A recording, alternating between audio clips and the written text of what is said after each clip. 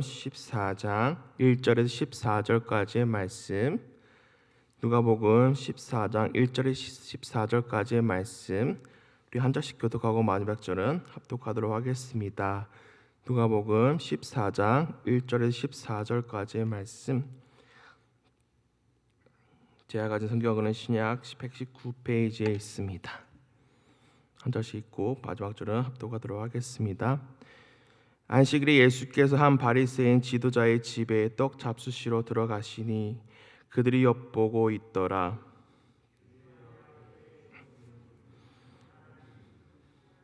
예수께서 대답하여 율법 교사들과 바리새인들에게 이르시되 안식일에 병 고쳐 주는 것이 합당하냐 아니하냐.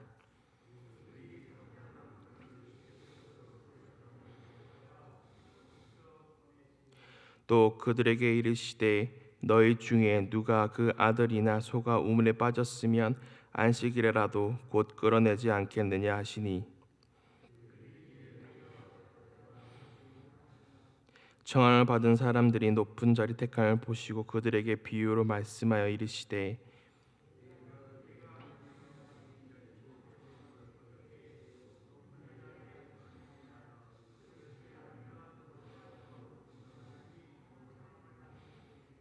너와 그를 청한 자가 나와서 너더러 이 사람에게 자리를 내주라 하리니 그때에 내가 부끄러워 끝자리로 가게 되리라.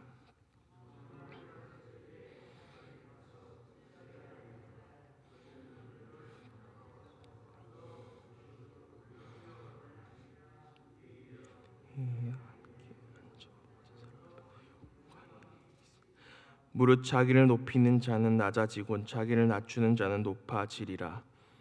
또 자기를 정한 자의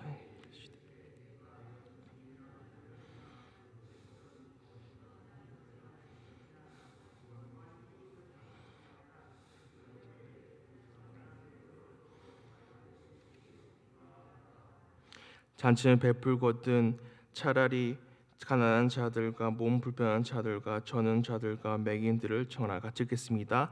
그리하면 그들이 갚을 것이 없으므로 내가 복이 되리니 이는 의인들의 부활 시에 내가 갚음을 받겠음이라 하시더라. 아멘. 기도하도록 하겠습니다. 하나님 감사합니다.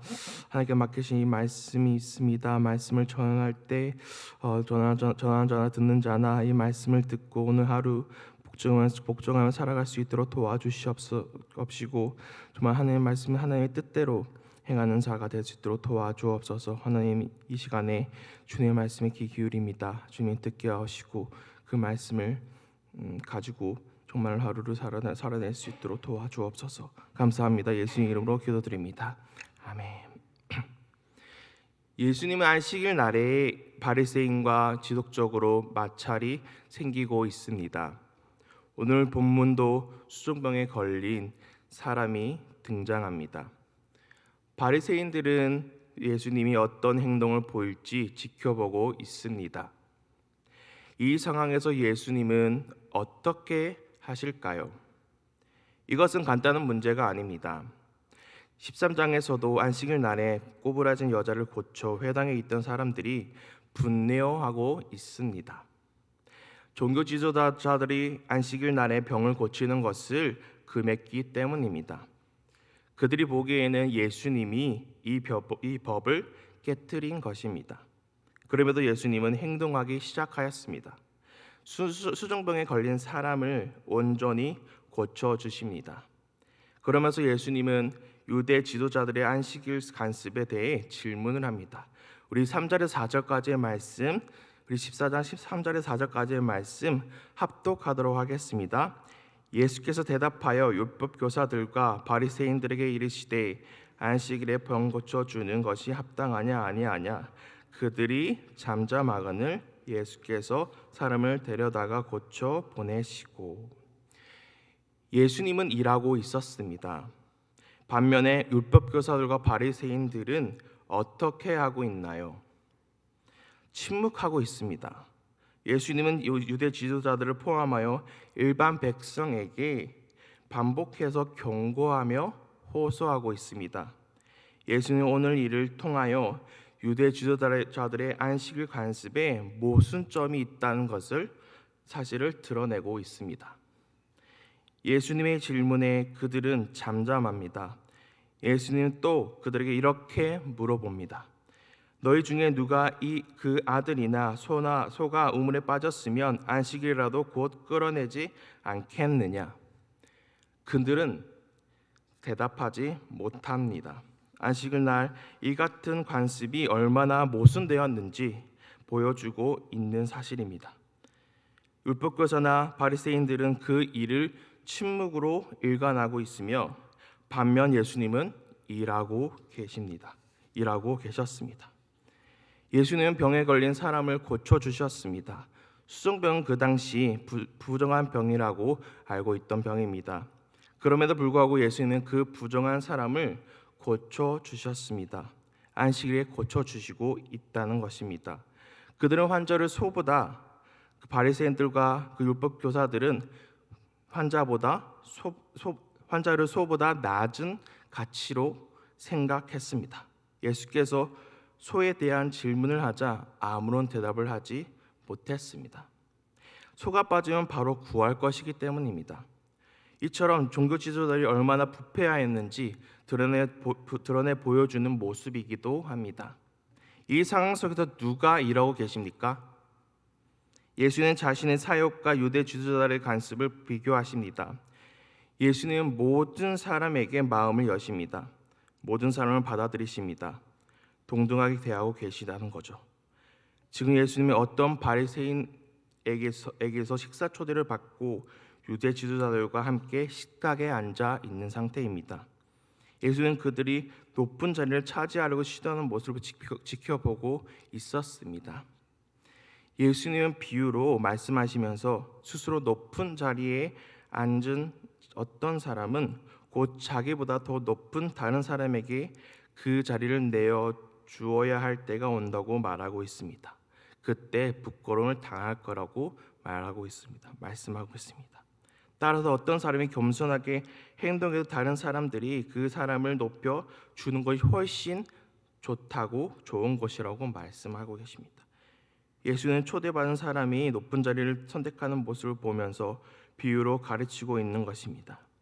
고대 세계의 연회는 손님들이 사회적 지위를 공개적으로 드러내는 무대였기에 식사 자리를 배열하는 것도 사회적 명예를 위해 매우 중요했습니다. 주인과 얼마나 가까운 자리에 앉는지에 따라서 사회적 지위가 드러나기 때문에 연회에서 가장 부러움을 사는 자리는 주인과 가장 가까운 자리였습니다. 주인과 멀리 떨어진 구석자리는 손해한 자리가 아니었습니다. 그러나 본문은 초대를 받을 때 높은 자리에 앉지 말 것을 경고하고 있습니다. 첫째 자리에 앉는 위험성은 더 높은 사람이 들어오면 초대자가 그 자리를 양보해야 했기 때문입니다. 그 당시에 바리새인들은 높은 자리에 앉는 것을 선호했습니다. 존중받는 것을 좋아했습니다. 예수님의 사역은 하나님 나라를 전하는 것입니다. 이런 그들의 행동은 하나님 나라에 합당하지 않습니다. 예수님이 가지고 오신 하나님 나라는 사람의 가치를 새롭게 합니다. 예수님은 사회적 지위나 제사를 평가하지 않습니다. 물려받은 자산이나 능력으로 획득한 힘으로 높아졌다고 자신만만해야 하는 사람은 하나님 나라에 맞지 않는 자입니다. 사회적 위치를 자랑하지 않고 겸손히 섬기는 사람을 높이시는 하나님입니다. 그러므로 업적이나 지위로 사람의 가치를 결정하지 않으시는 하나님이십니다. 왜냐하면 하나님이 이 땅에 가장 낮은 곳으로 자기 아들을 보내셨기 때문입니다. 예수 그리스도가 낮아지고 저 죄인의 자리로 가셔서 십자가에서 죽으셨기 때문입니다. 세상에서 가장 낮은 곳으로 스스로 가셨습니다. 가장 낮은 곳으로 가셔서 생명을 주셨습니다. 예수 그리스도 스스로가 본문 11절 말씀을 몸으로 보여주신 것입니다. 자기를 낮추사 우리에게 생명을 주셨습니다. 그리고 예수 그리스도는 하늘보다 영광의 자리에 앉아 계십니다. 하나님의 나라는 스스로 자신이 남들보다 높다고 생각하는 사람, 그래서 대접받아 마땅하다고 여기는 사람들과는 상관없는 나라입니다. 그런 자들은 타인의 안식에 관심이 없고 오직 자신의 권력을 누리는 것에만 관심이 있으며 그것을 당연하게 여깁니다. 하나님 나라는 자기를 높이는 오만한 자는 낮아지고 자기를 낮추어 타인을 섬기는 자는 높아지는 나라입니다. 주님이 먼저 스스로 낮아졌음을 몸소 먼저 보여주신 것입니다. 그리고 주님은 주위 시선에 개의치 않고 병자를 치유하셨습니다. 주님은 자기의 일을 묵묵히 하셨습니다. 소유와 신분으로 구별하지 않았습니다. 세리와 죄인의 친구셨습니다. 바리새인과도 식사하셨습니다. 모든 이가 하나님 나라를 경험하는 것이 자기 목숨보다 중요하게 여기셨던 분입니다. 예수는 그 길을 묵묵히 걸어가셨고 하나님의 뜻을 밝혔습니다. 예수는 하나님의 뜻대로 행하셨습니다. 예수님은 차별 없이 모든 사람에 초청하셨습니다. 신분과 상관없이 부유한 자 가난한 자 구분 없이 모두에게 하나님 나라에 초청하셨습니다. 주님은 언제나 초청하시고 계시고 일하시고 있으십니다. 모든 사람에게 초청의 메시지를 계속 보내고 있으십니다. 예수 그리스도 교회를 통해서 모든 사람에게 예수가 행하신 일을 전파하고 계시기 때문입니다. 교회의 머리가 예수 그리스도이기 때문입니다. 주님은 항상 일하시고 계십니다. 우리는 이미 청함을 받은 사람들입니다. 그러면 오늘 말씀대로 겸손히 자기를 낮추고 살아가야 합니다. 어떠한 간섭 때문에 누군가를 정죄한 일이 교회 안에 있다면 그것은 절대 잘못된 일입니다. 청함받는 사람은 겸손히 자기를 낮추고 오직 주님만을 영광 높여 드려야 합니다. 주님은 언제나 우리를 위해서 모든 사람들을 위해서 일하고 계시기 때문입니다. 교회는 그저 머리 대신 예수 그리스도를 따라갈 뿐입니다. 교회의 역할은 바로 주가 일하시도록 도우는 일입니다. 우리는 주가 아닙니다. 오직 예수 그리스도가 주인이시고 드러날 뿐임을 기억하기를 소망합니다. 하나님이 인간을 사랑하시는 방법대로 우리도 그 방법으로 사람들에게 다가가기를 원합니다. 모든 교회가 겸손한 자세로 다가가 자기가 나타나지 않고 우리 안에 예수 그리스도를 보게 하는 것이 교회의 역할입니다. 청함받은 사람은 겸손히 낮은 자리로 가 청함받지 못한 사람들에게 다가가서 그 초청의 자리로 오게 해야 합니다. 예수 그리스도 모든 사람들에게 교회가 겸손한 자세로 다가가야 합니다. 우리는 청함받았으니 높은 자리에 있는 것처럼 무언가 받은 것처럼 하는 것이 아니라 예수 그리스도가 하셨던 대로 십자가를 지고 언덕으로 올라가실 때 수많은 핍박과 사람들로 하여금 조롱을 받으셨지만 묵묵히 그 길을 걸어가셨습니다. 예수 그리스도를 따라 살아내는 것이 기독교의 숙명이고 유일한 생선택임을 잊지 마시길 바랍니다. 그 길을 따라 살아내는 모든 하나님 나라의 백성이 되시기를 간절히 소망합니다. 이 시간 우리 기도할 때에는 자신을 되돌아보는 시간을 가지길 원합니다. 내가 주가 되어 살아왔다면 이 시간 회개하길 원합니다. 소망합니다. 나를 위해서 가장 낮은 자리로 가셔서 십자가에 죽으시고 부활하신 주님께 나의 자리를 내어 놓읍시다.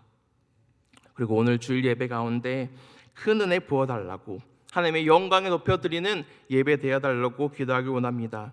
담임 목사님과 교육자들이 말씀을 선포할 때 하나님의 뜻이 드러나는 시간이 되어달라고 기도하길 원합니다. 그 앞에 띄어진 기도증을 보시면서 자유롭게 기도하며 돌아가도록 하겠습니다. 기도하겠습니다. 하나님 감사합니다.